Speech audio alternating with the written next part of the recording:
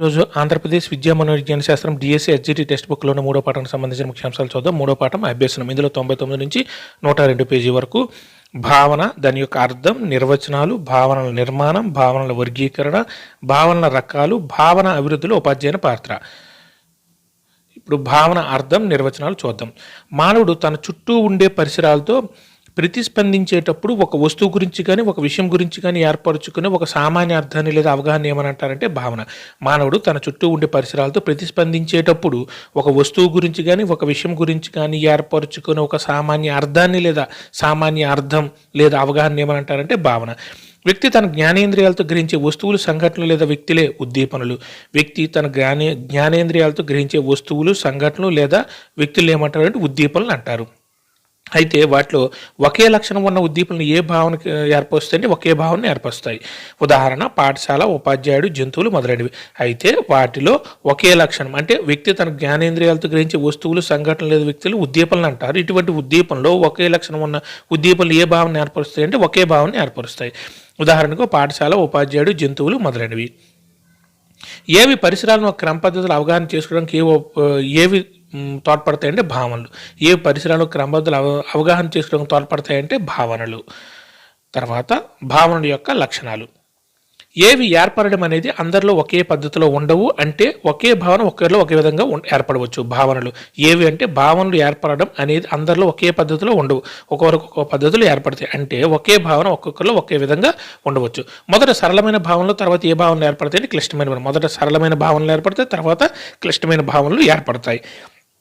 భావనలు దేనితో పాటు మారుతూ ఉంటాయి అంటే ఒక వ్యక్తిలో భావనలు మొదట ఏర్పడినప్పట్లాగా కాకుండా మార్పు చెందుతూ ఉంటాయి వయసుతో. భావనలు దేనితో పాటు మారుతూ ఉంటాయంటే వయసుతో పాటు మారుతూ ఉంటాయి. అంటే ఒక వ్యక్తిలో భావనలు మొదట ఏర్పడినప్పటిలాగా కాకుండా మొదట ఏర్పడినప్పుడు భావనలు కాకుండా అవి మార్పు చెందుతూ ఉంటాయి వయసుతో మార్పు చెందుతూ ఉంటాయి. అలాగే వేటి సంఖ్య కూడా పెరుగుతుందంటే భావనల సంఖ్య కూడా పెరుగుతూ ఉంటుంది వయసు పెరుగుతున్న కొద్దీ. కొత్త భావనలు ఏర్పడుతుంటే ఒక విషయంలో భావనకు మరొక విషయంలో భావనకు ఏముంటుందంటే సంబంధం ఉంటుంది. వయసు పెరుగుతున్న కొద్దీ భావనల సంఖ్య పెరుగుతుంది, కొత్త భావనలు ఏర్పడితే ఒకదానికి ఇంకోదానికి సంబంధం ఉంటుంది. ఇవన్నీ భావనలు ఏర్పడడంతో ఏవి ప్రభావాన్ని చూపిస్తాయంటే నిత్య జీవిత అనుభవాలు, వారి సంస్కృతి, సాంప్రదాయాలు. భావనలు ఏర్పడడంలో ఏవి ప్రభావాన్ని చూపిస్తాయి? నిత్య జీవిత అనుభవాలు, వారి సంస్కృతి, సాంప్రదాయాలు. ఇలా ఏర్పడిన భావాలు ఎలా నేర్చుకున్న వాటికంటే ఎక్కువ కాలం జ్ఞాపకం ఉంటాయంటే బట్టి పట్టి. ఇలా ఏర్పడిన భావనలు ఎలా నేర్చుకున్న వాటికంటే ఎక్కువ కాలం జ్ఞాపకం ఉంటాయంటే బట్టి పట్టి నేర్చుకున్న వాటికంటే వాటి నిత్య జీవిత అనుభవాలు, వాటి సంస్కృతి, సాంప్రదాయాల వల్ల నేర్చుకున్న భావనలు మాత్రం ఎక్కువ కాలం గుర్తుంటాయి. దేనివల్ల ఏర్పడిన భావనల కంటే బట్టి పట్టి ఏర్పరిచిన భావనల కంటే. తర్వాత భావనల నిర్మాణం లేదా భావనలు ఏర్పడే విధానం.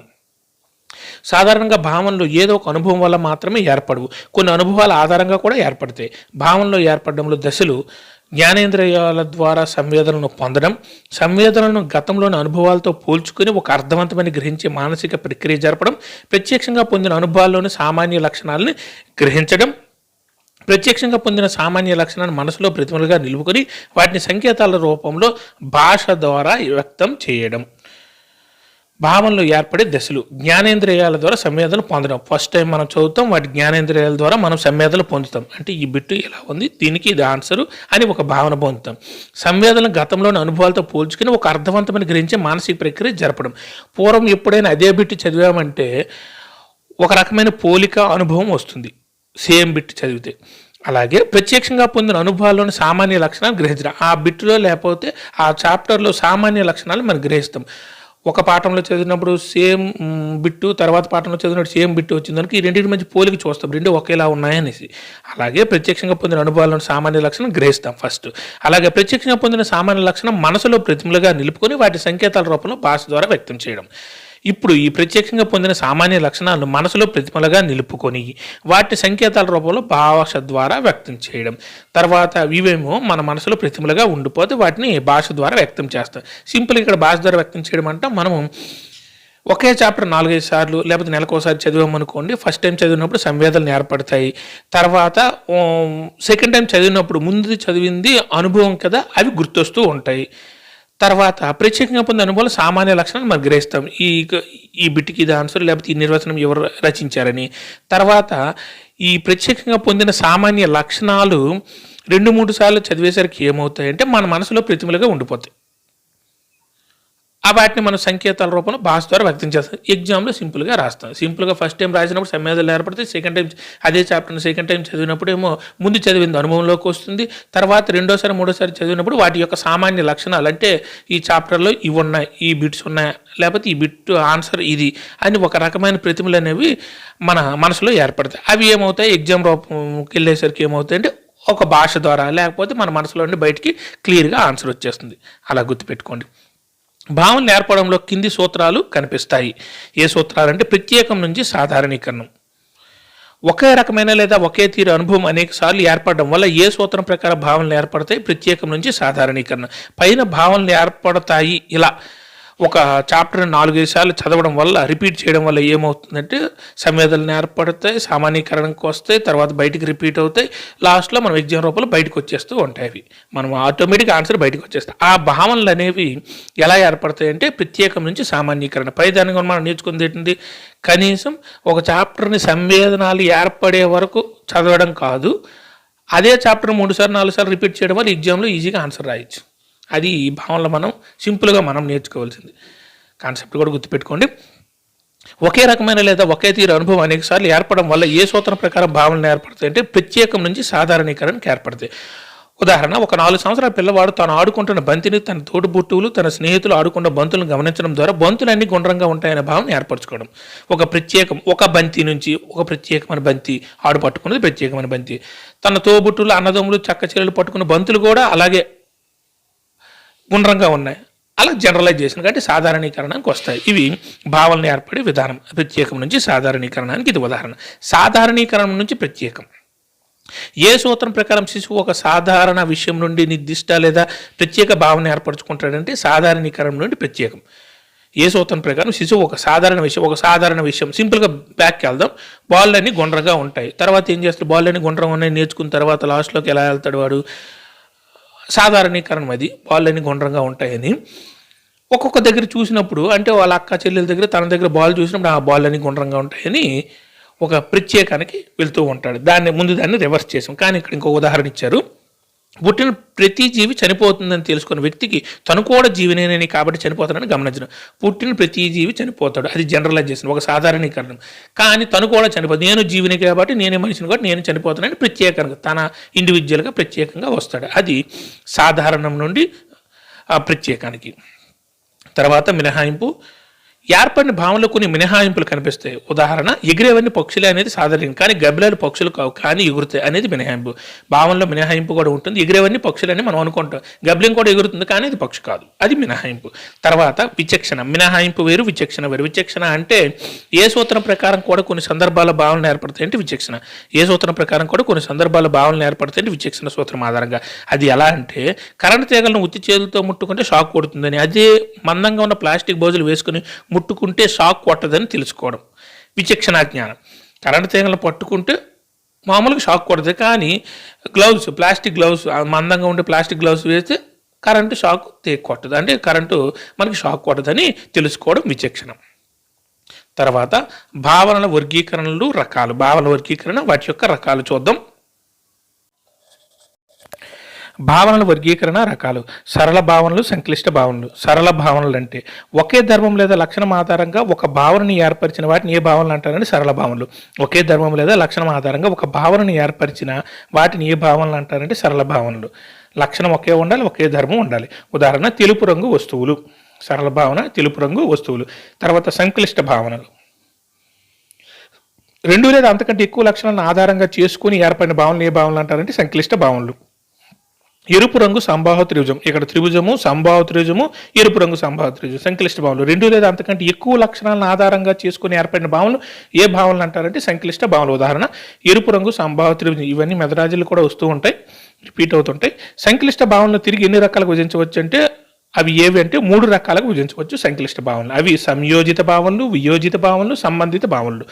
సంక్లిష్ట భావనలు. సరళ భావనలు ఒకే ధర్మం, ఒకే లక్షణం ఉండాలి. 2 లేదా అంతకంటే ఎక్కువ ధర్మాల లక్షణాలు ఉంటే అది వియోజిత సంక్లిష్ట భావనలు. సరళ భావనలు అంటే ఒకే లక్షణం, ఒకే ధర్మం ఉంటే అటువంటి భావనలు సరళ భావనలు. 2 లేదా అంతకంటే ఎక్కువ లక్షణాలు, ఎక్కువ ధర్మాలు ఉంటే అవి సంక్లిష్ట భావనలు. సంక్లిష్ట భావనలు ఎన్ని రకాలు? 3 రకాలు. అవేంటంటే సంయోజిత భావనలు, వియోజిత భావనలు, సంబంధిత భావనలు. సంయోజిత, వియోజిత, సంబంధిత. సంయోజిత భావనలు. వాటికంటే ఎక్కువ లక్షణాలతో ఏర్పడిన భావన ఏ భావన అంటారంటే సంయోజిత భావనలు. ఉదాహరణకి దీర్ఘచతురస్రం. ఇక్కడ ఒకటి కంటే ఎక్కువ లక్షణాలతో ఏర్పడేది సంక్లిష్ట భావనే. ఆ సంక్లిష్ట భావనలో సంయోజిత భావన. ఆ సంయోజిత భావన కూడా ఒకటి కంటే ఎక్కువ లక్షణాలతో ఏర్పడిన భావన ఏ భావన అంటారంటే సంయోజిత భావన అంటారు. సంయోజితం. ఉదాహరణ దీర్ఘచతురస్రం. దీర్ఘచతురస్రం తీసుకుంటే ఒక దానిని దీర్ఘచతురస్రం అని చెప్పాలంటే ముందు చతుర్భుజం కావాలి. ఎదురుగా ఉండే భుజాలు సమాంతరంగాను సమానంగాను ఉండాలి. అలాగే 4 కోణాలు లంబ కోణాలు కావాలి. ఇలా ఒకటి కంటే ఎక్కువ లక్షణాలతో కూడిన భావనలు సంయోజిత భావనలు అంటారు. ఒక దీర్ఘ చతురస్రం అవ్వాలంటే ముందు చతుర్భుజం కావాలి. అంటే 4 భుజాలు ఉండాలి. అది సంవృత ప్రథమ అయి ఉండాలి ఫస్ట్ది. తర్వాత ఎదురుగుండ భుజాలు సమాంతరంగాను సమానంగాను ఉండాలి. మళ్ళీ వాటి యొక్క 4 కోణాలు లంబ కోణాలు అవ్వాలి.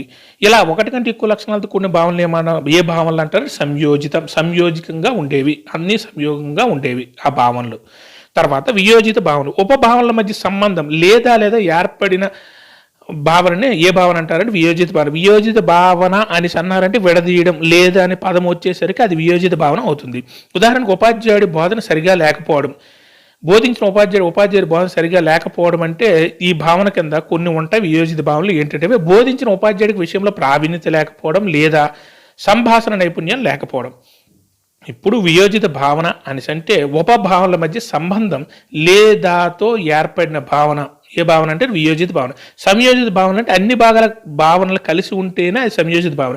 వియోజిత భావన అంటే సింపుల్గా విడదీయడం అంటే దాని అర్థం ఏంటి? ఒక ఉపాధ్యాయుడి బోధన సరిగా లేదు.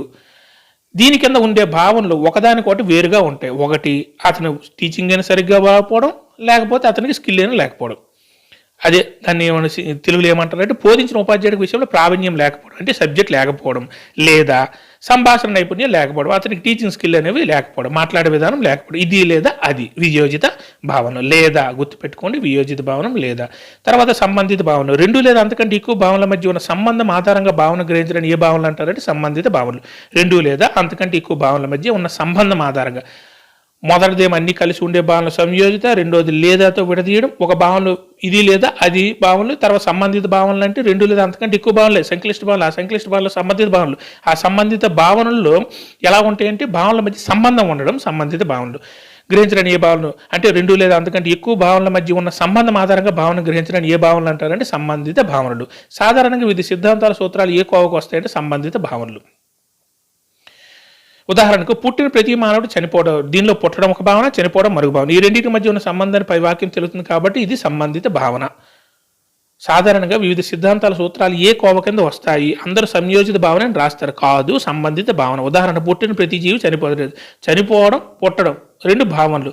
ఒకదానికి కూడా సంబంధం వస్తుంది. పుట్టితే చనిపోతాడు, ఓకేనా? పుట్టిన ప్రతి మానవుడు చనిపోతాడు. దీనిలో పుట్టడం ఒక భావన, చనిపోవడం మరొక భావన. ఈ రెండింటి మధ్య ఉన్న సంబంధాన్ని పై వాక్యం తెలుపుతుంది కాబట్టి ఇది ఏమైనా ఇది ఏ సంబంధిత భావన. ఇది ఏ భావన అంటే సంబంధిత భావన. సంక్లిష్ట భావనలో సంబంధిత భావన. ఇప్పుడు సరళ భావనలు, సంక్లిష్ట భావనలు చూసాం. తర్వాతది మూర్త అమూర్త భావనలు. మూర్త భావనలు. ఫస్ట్ది సరళ సంక్లిష్ట భావనలు, రెండోది మూర్త అమూర్త భావనలు. ఈ సంక్లిష్ట భావనలు పైన 3 ఉండేవి: సంయోజిత, వియోజిత, సంబంధిత.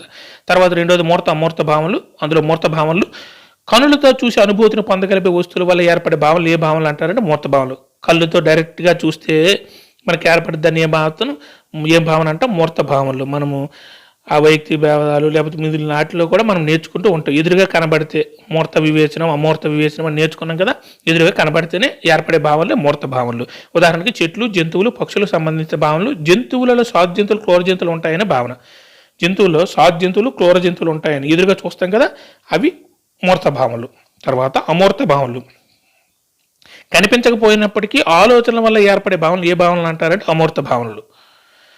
కనిపించలేవు కానీ ఆలోచన వల్ల ఏర్పడే భావనలు ఏ భావనలు అంటారని అమూర్త భావనలు. ఉదాహరణగా సమయానికి చెందిన నిమిషం, సెకండ్లు, అక్షాంశాలు, రేఖాంశాలు అవన్నీ ఊహ. అవి మనం ఊహించుకుంటాం. గంట, నిమిషం, ఇన్ని సెకండ్లు అయితే ఇన్ని నిమిషాలు అయితే 1 గంట అవుతుంది, ఇన్ని సెకండ్లు అయితే 1 నిమిషం అవుతుంది. అక్షాంశాలు, రేఖాంశాలు, భూమధ్య రేఖ మీద ఉంటే ఇవన్నీ అమూర్త భావనలు. వాటిని మనం చూడలేము కానీ ఆలోచన వల్ల ఏర్పడే భావనలు అవన్నీ. ఇవి నా అమూర్త భావనలు. కవులు, శాస్త్రవేత్తల అమూర్త ఆలోచన ఉంటుందని అంటాం కదా మనం, అలాగే అమూర్త భావనలు. తర్వాత మూడోది రోజువారీ భావనలు, శాస్త్రీయ భావనలు. రోజువారీ భావనలు మనం నిత్య జీవితంలో ఏర్పడే భావనలు రోజువారీ భావనలు. ఏవి అప్రయత్నంగా ఏర్పడతాయంటే రోజువారీ భావనలు. నిత్య జీవితంలో కనిపించే భావనలు ఇవి అప్రయత్నంగా ఏర్పడతాయి ప్రతిరోజు. అవి ఏంటంటే మట్టి, ఇసుక, చిన్నది, పెద్దది, పైన, కింద, బొట్టోడు, పొడుగోడు, ఎదురు కనబడితే పొట్టోడు అంటాం కదా. మట్టి, ఇసుక, చిన్నది, పెద్దది, పైన, క్రింద మొదలైనవి రోజువారీ భావనలు. తర్వాత శాస్త్రీయ భావనలు తగిన ఆధారాలతో, తార్కిక ఆలోచనతో లేదా ప్రయోగపూర్వకంగా ఏర్పడే భావనలు శాస్త్రీయ భావనలు. ఉదాహరణకు భూమి చాపలాగా బలపరువుగా కాక గోళాకారంగా ఉందనే భావనను ప్రయోగపూర్వకంగా కలిగించడం.